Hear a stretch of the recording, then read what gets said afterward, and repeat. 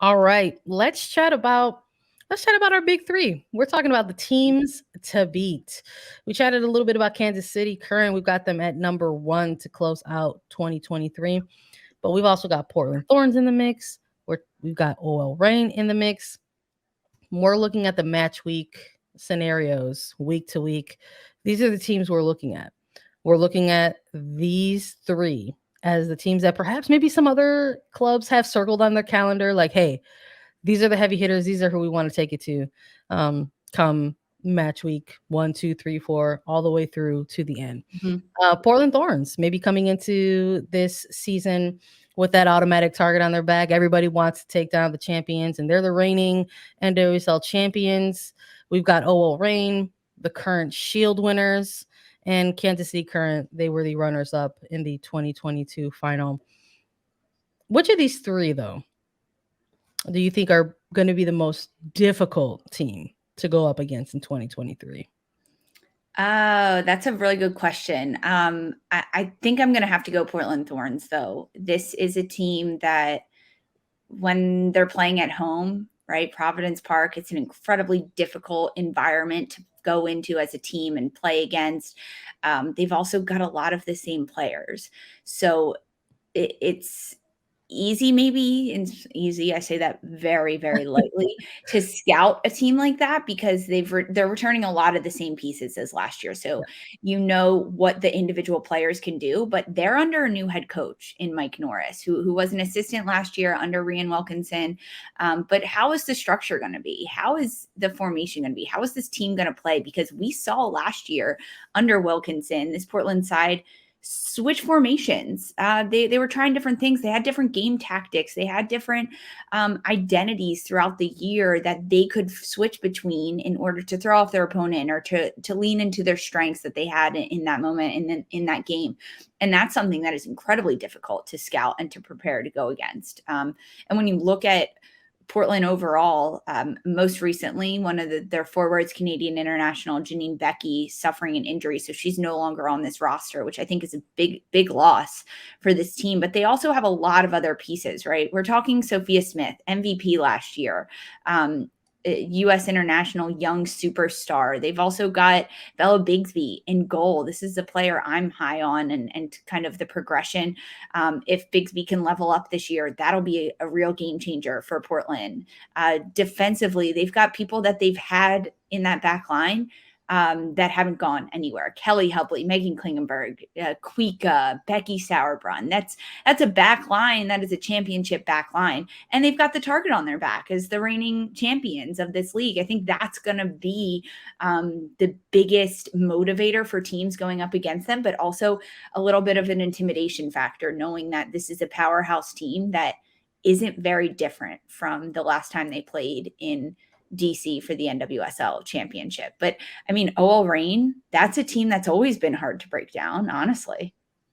Yeah, no matter who was at the helm. I mean, I know they were without Laura Harvey for, a certain period of time. But I think even if we're looking as far back as that 2019 team when they were coached by Andanowski, just tough, just a really good, smart, organized team. And I'm just looking at maybe even last year a little bit. I know for me, OL Reign was a team that I had picked to win it all. Like I was like, this is gonna be the year. Like if the stars are gonna align, like it's gonna work out for this OL Reign side, and they just fell short again of that kind of long elusive championship prize that has kind of evaded them for a little bit as a franchise. So I'm hopeful, right? I think they've still got a lot of the good pieces that they have had on this team for the last season or two, and I think adding somebody like an Emily Sonnet, I think, is going to help them out in some certain areas. But again, this is another one of those players that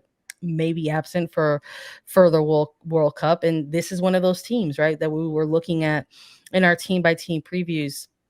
Now they're going to be hit pretty hard, I think, by some of those absence, and it's not just on the U.S. national team level. That there's some other internationals they can miss along the way as well. So it's going to be some opportunities, I think, for other players on OL Reign. I think this could be the season where we get a chance to finally see that depth a little bit. And this is one of those years where, while Laura Harvey has an ideal starting 11, that this is going to be one of those years perhaps where she has to utilize her bench and she has to look at the depth across the roster, right? So I'm eager for that, to see that as well. I'm looking for those different players who might have those breakouts for a team like the Rain moving forward. But I think we can also say that with Kansas City Current, right? They make so many moves that it's like, who and when and how are we going to see these types of players plugged in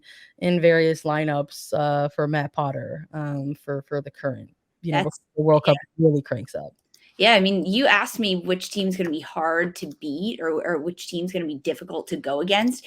Kansas City, because they have a lot of weapons. They're a new team. What can we see from them this year? I do think it'll take a little bit for them to get their footing under them and be able to start the weekend strong going up against, I mean, the regular season. We're going to talk about it, but the way that they start this year is tough. And I think it's going to be the way we see Kansas City week 1 is going to be very different than the way we see Kansas City week 5 to week 10 to obviously the last week of the year. But that's something that's going to be difficult because this Kansas City side last year was really intimidating to go against because they had this type of swagger about them that I don't think has diminished at all. If anything, it's grown this year as to the different dynamic ways that they're able to attack and score goals. And that's what's very dangerous because they can hit you on quick counterattack on set pieces now that they've got Dabinia in the mix and a couple others.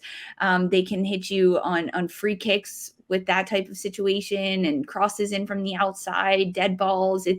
There's a lot of weapons at Kansas City. I think those three between Portland, Kansas City probably being my top ones, and then OL Reign being another one that's just, they're tough. That's a tough team to break down, as you just talked about with Laura Harvey's side. And OL Reign's got a very big chip on their shoulder. Very big chip on their shoulder to finish this year at the top. And I think they're going to come out swinging. But yeah, I mean, those top 3 teams are big teams to beat this year. It's going to be a battle every time these teams step on the pitch, knowing that their opponents are out for blood, in a sense, out to get these teams and knock them down.